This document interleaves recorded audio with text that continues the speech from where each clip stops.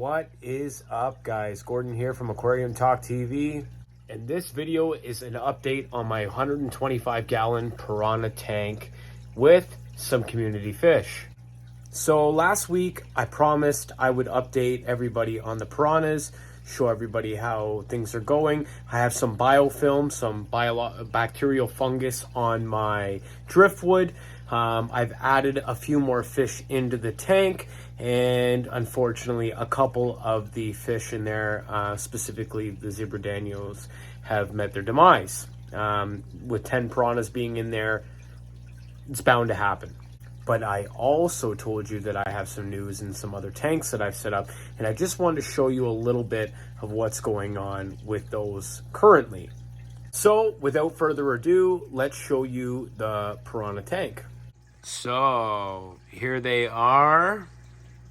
Some of the zebras are still around. A lot of them have met their demise. Actually, surprisingly, the giant danios are still hanging in there. There's some cichlid pellets there that they seem to have not eaten. They had just ate, so hopefully they're a little bit slower, because the piranhas, as you can see, are growing rapidly. You know, when I got them, they were about an inch big, and now, you know, some of them are about 3 inches. And this is in the span of like 3 weeks. So they're definitely growing rapidly. So as you can see, everything's all set up here. I still have the fake plants in there. I don't feel like the tank is ready yet for live plants. They will be getting switched out to live plants very soon. So that ugly orange one will be gone. My daughter picked it, not me. But the other fish are doing well. An update on the biofilm. So if you remember, last week's video was, what is this on my wood? And basically, as you can see, a lot of that biofilm, or that bacterial fungus, is gone. The fish had eaten it for sure, but a lot of it is still there. If you can see here, there's some on here, and if you look back in there, there is some right there. But for the most part, it's doing very well. I have added some more fish in here, 2 new fish into this aquarium. I bought 3 total, but 2 in this aquarium, and I can't seem to find them right now because they are hiding. I can't seem to find them. Anyways, I've added a couple more pieces of driftwood in here. I love the tannin look. I think it just, you know, gives out that little bit of a murky look to it. Without the tannins in here, when I do a fresh water change, it's actually really bright in here. Piranhas don't really like it too bright, but they seem to be doing very well with the tannins in here. It's darkening it up a bit. So there is the tank, cycled, doing very well, but that's about it. I wanted to talk about these by Seachem, the Seachem Alert series, where it shows you, you know, your ammonia, your pH.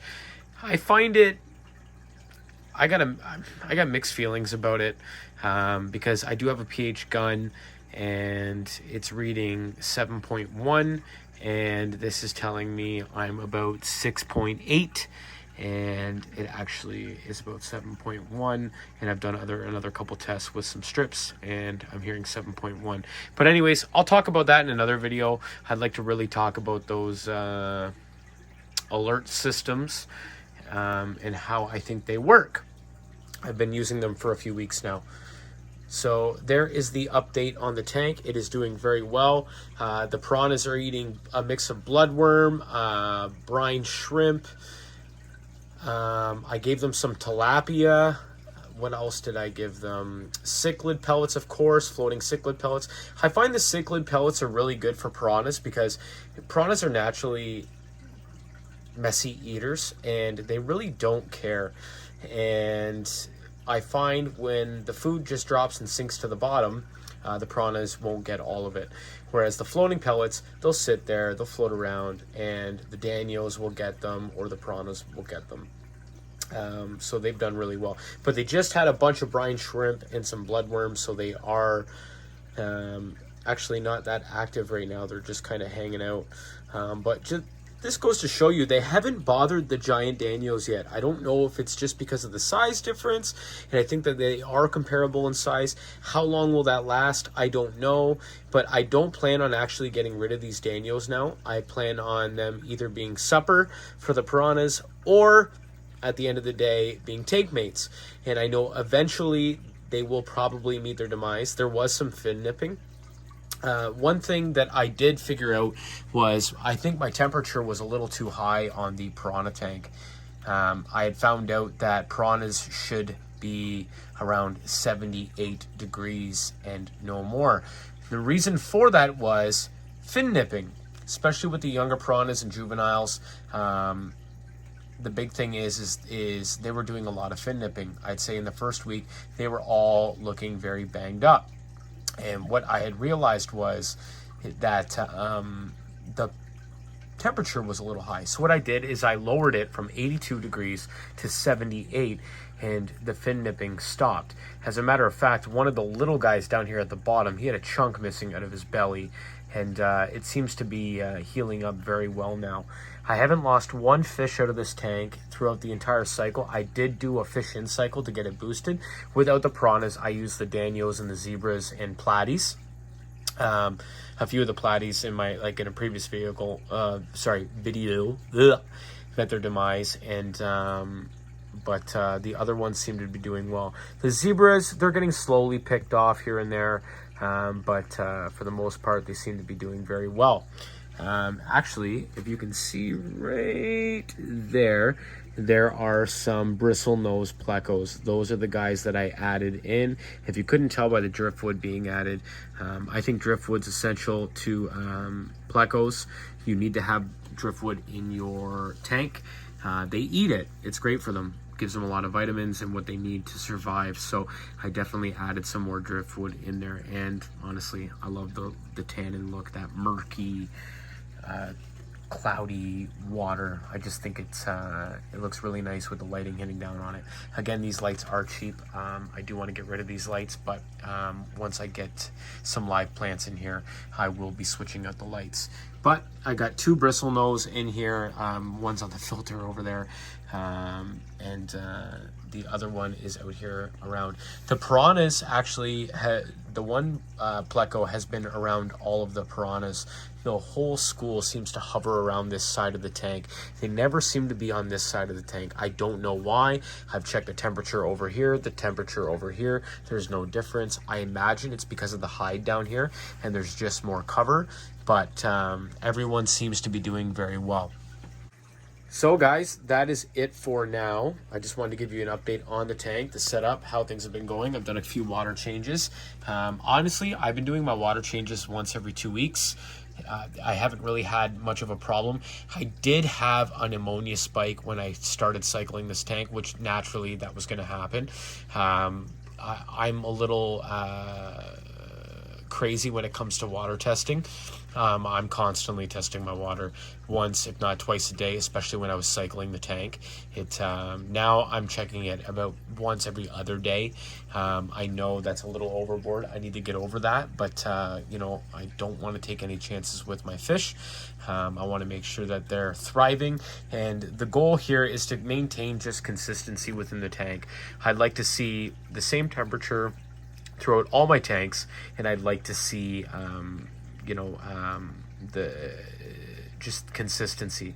I don't like having fish that constantly have to have different pHs, different water hardness, different temperatures. I'd rather just have everything consistent with all my fish in with my tanks.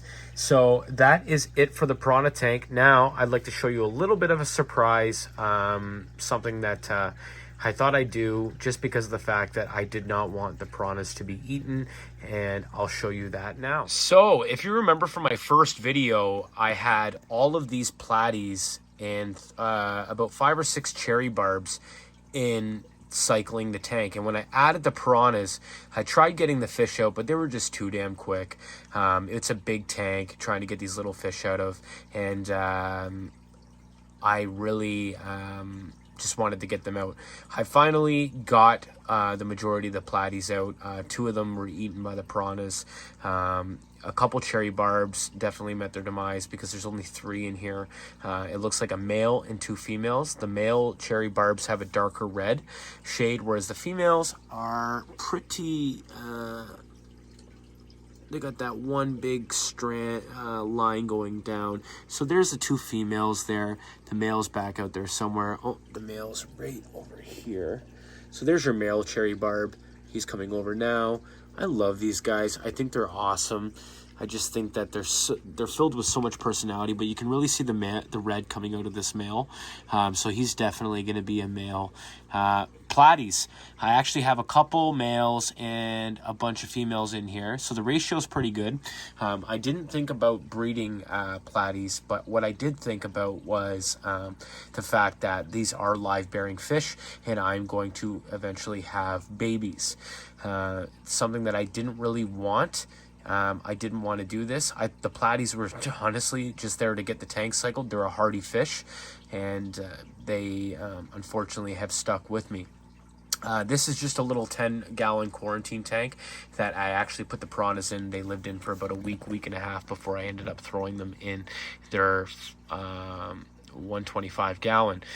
These guys are only in here right now, so I might get a lot of flack that there's too many fish in a 10-gallon tank. You're absolutely right, but in the meantime I'm actually cycling a 25-gallon tank down over where the 125s are, and I actually have 1 pregnant platy in there now. I didn't feel like separating them when I thought she was in labor. I work a lot. I'd like to save a lot of the fry. My son and I are eager to watch these babies grow. After maybe a couple litters of fry, I'll probably just let the other fish eat the babies, and that's about it. But in this case, I decided, why not? Let's have some babies. So I moved the pregnant female over to the 25-gallon. It's in the middle of cycling. I'm watching the water like crazy. It seems to be doing fine right now and cycling along no problem. I did take some media from this hang on the back filter and threw it in there with a sponge filter that you'll be able to see in just a moment here. But I also have a couple snails in here. They came in with the plecos I had purchased. They came in and they ended up deciding to stay, and the other one is right down there. The platies seem to be interested in them, but the snails just go around and do their thing. Hopefully they don't overpopulate the tank. I think it's pretty safe right now for them, but they're doing a good job cleaning up the tank. The water's crystal clear. All the levels are good. This tank's been cycled, so I don't even have to worry about this tank. To be honest, I don't even do water tests in it. Maybe once a month, once every few weeks, but not at all anymore. But that's about it, guys. So let me show you the 25-gallon tank that is currently cycling. Right, so here's the 125-gallon tank. I definitely need to do a water change. I'm letting everything just build up in the meantime. There is the pregnant female. As you can see, she is loaded right now, and she's starting to square off along her belly, and that's how you tell if a platy, from what I understand, is just about to give birth. So I think any day now she'll be ready to rock and have her babies. So these are some of the plants that I had in my 125-gallon tank. I moved them over. They are fake plants, and this is some old raggedy plant I had lying around from when I was like 15, 16. There's the other pleco over there doing his thing. I bought a total of 3 bristlenose plex, and they're doing great right now. Algae wafers are in there. He's doing well, cleaning up the tank, eating all the scraps. Obviously you can see it is filthy right now. Just trying to get it to cycle through and move along nicely. So it is doing very well right now. Again, consistency is key. Temperatures at 77, 78. I'm going to raise it a little bit more, keep it about 78. Plecos seem to like it a little bit warmer, so but he's doing great back there as well. And the platy doesn't mind. The pregnant platy doesn't really mind the company. Once she has her fry, she will come out of here. The fry will stay because platies obviously eat their fry, and the pleco will most likely come out of here as well. Now, I don't know. I think I'm going to try experimenting. I'm going to leave the pleco in here while I do have the fry in here, and we'll see what happens. I mean, at the end of the day, if I lose the fry, not a big deal, but I'd like to keep them. We'll see what happens. And if the pleco eats them, oh well. But I'd really like to try it. Let me know in the comments what you guys think, if I should leave the pleco in, or if you think the pleco is going to eat the fry. Maybe it might be best to take it out. Again, I'm just getting back into the swing of this hobby, so any input is appreciated. I am no expert by any means, so any help is appreciated.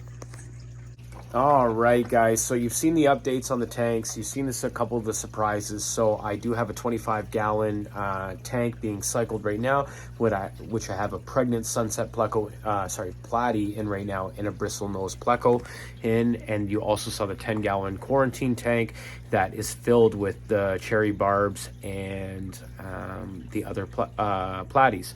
Again, what I plan to do is take all of the platies from the 10-gallon, move them into the 25-gallon with pregnant platy. Once she has the babies, take the fry and move them over to the 10-gallon and just keep that the baby tank. Obviously, I want to get those platies out of there ASAP.